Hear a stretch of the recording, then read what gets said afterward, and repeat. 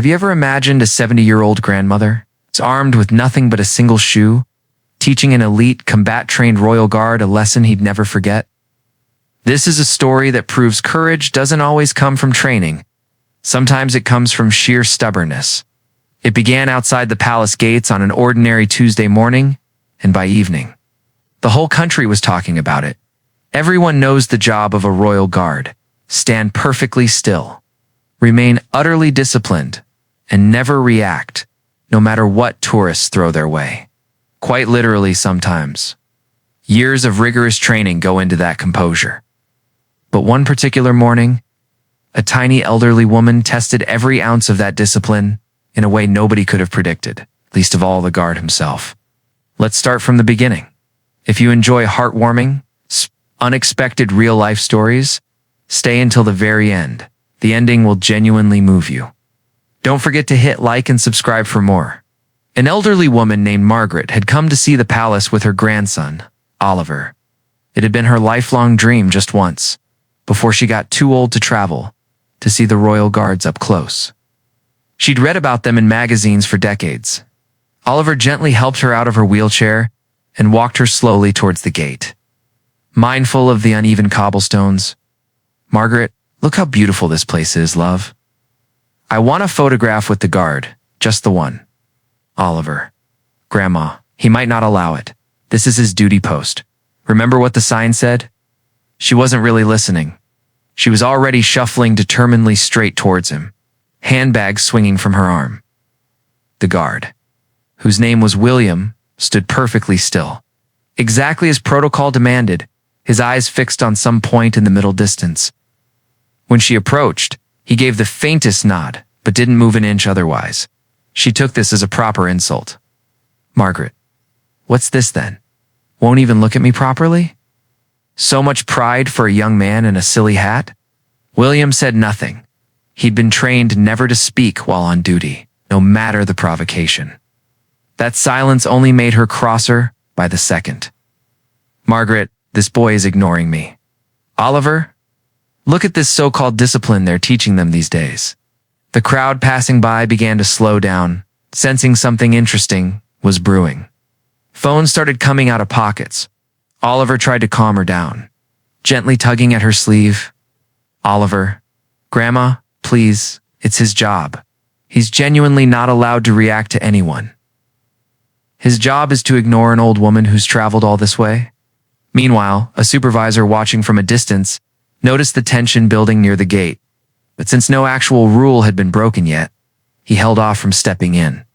Choosing instead to observe, she adjusted her cardigan, took one more determined step closer to the guard, and to everyone's surprise, slipped off one of her shoes.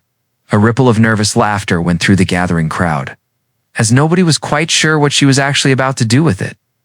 Narrator. And then came the moment that changed everything. The one that would end up on every news bulletin by tea time. She raised the shoe in the air purely for show.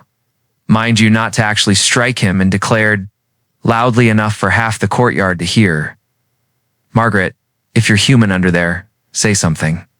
Otherwise, the shoe's got your name on it."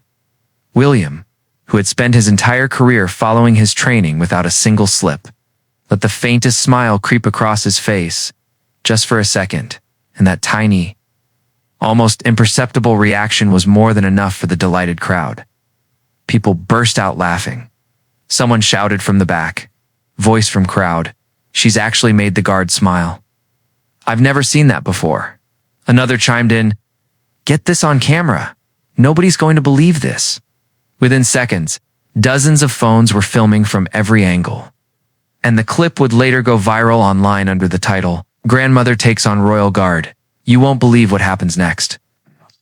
By now, the crowd had grown considerably, spilling out onto the pavement, and a senior officer, Captain Edward Whitmore, arrived briskly to take control of the situation before it drew any more attention. Captain Whitmore. Right. What seems to be going on here then?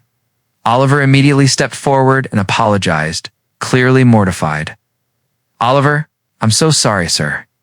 My grandmother thought the guard was being rude by ignoring her. She didn't realize it's all part of the protocol." Captain Whitmore looked over at Margaret, who was still standing there, slightly flustered, shoe in hand and cheeks flushed pink. "Captain Whitmore, I do apologize for any confusion, madam. Our guards simply aren't permitted to speak or react while on duty. It's part of their training, not rudeness on his part, I promise you." Looked a little embarrassed, glancing down at the shoe still in her hand. "Margaret, I didn't know that, love, honestly. I thought he was looking down his nose at me. In my day, if a young person wouldn't speak to you, it usually meant they thought they were better than you." Captain Whitmore smiled gently and crouched slightly to speak more kindly to her. "Captain Whitmore? No, madam. Quite the opposite, actually. It's a mark of real respect for his duty and for this place. But I do understand how it must have felt from where you were standing." At that moment, William took 2 careful steps forward. Something not normally permitted whatsoever, but the supervisor gave a small nod of approval. Sensing the situation needed a proper human resolution, "William, madam, I'm truly sorry if it seemed like I was ignoring you on purpose. My training tells me not to move, not to speak, not even to flinch, but that doesn't mean I don't respect you for coming all this way to see us." A hint of moisture appeared in the old woman's eyes, and she blinked it away quickly. "Margaret, forgive an old woman.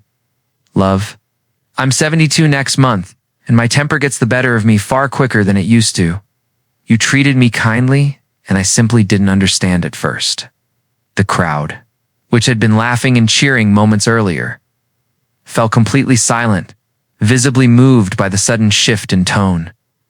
William lowered his chin slightly, almost a small bow, a gesture he'd never once made while on duty in 3 years of service. It's a quiet sign of respect. "William, there's nothing whatsoever to forgive, madam. It's genuinely an honor that you came here today. Of all the places you could have visited," she reached out and took his gloved hand in both of hers. "Margaret, you're a good lad, a proper credit to your family. God bless you, truly." Oliver, sensing the moment, quickly pulled out his phone. "Oliver, Grandma, shall we get that photograph now, before we lose the chance?" They both smiled warmly, and William, with official permission, granted this time by the nodding supervisor, posed for what was probably the sweetest photograph taken outside the palace that entire year. The crowd began to applaud, a few people even cheering. Someone called out from near the railings, voice from crowd, "This is the real moment. Make sure you've got it on camera." Another added, wiping their own eyes, "She's gone and won everyone's hearts this morning." The clip, which had first gone viral as a cheeky pensioner scares guard, was now being reshared everywhere as the most wholesome thing you'll see today. With thousands of comments underneath reading, "Sometimes anger is just misunderstanding, wearing a loud voice."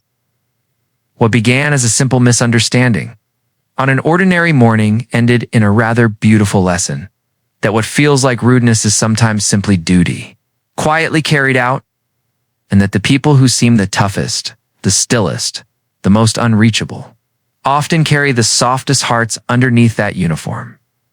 That photograph of Margaret and William still circulates online today, months later, not as a symbol of conflict or confrontation, but as a gentle reminder that a little understanding will always beat a lot of arguing. If you enjoyed this story, do hit that like button and let us know in the comments. Were you on William's side or Grandma Margaret's? And if you'd like more heartwarming real feel stories just like this one, don't forget to subscribe so you never miss the next.